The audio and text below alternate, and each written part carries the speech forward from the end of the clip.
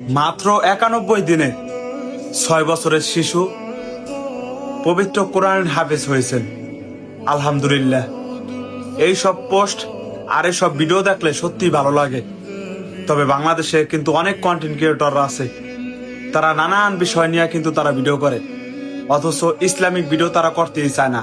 আসলে বাস্তবতা তো এটাই, ইসলামিক ভিডিওতে হয়তো ভিউজ কম হইতে পারে, কিন্তু যতগুলা কমেন্ট আসবে, যতগুলা রিয়েক্ট আসবে, সবগুলা কিন্তু ভালো ভালো কমেন্ট আসবে, যেই কমেন্টগুলোতে আপনাকে ভিডিও বানাতে উৎসাহ করবে।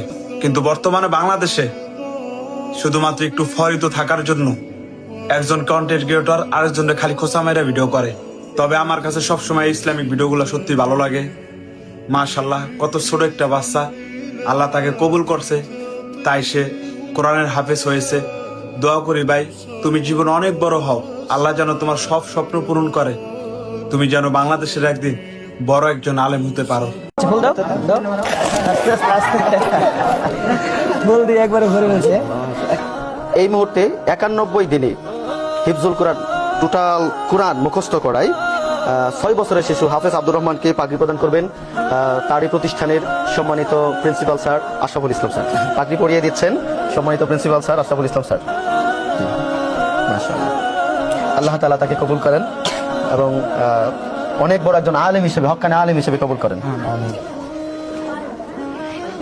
মাশাআল্লাহ মাশাআল্লাহ মাশাআল্লাহ।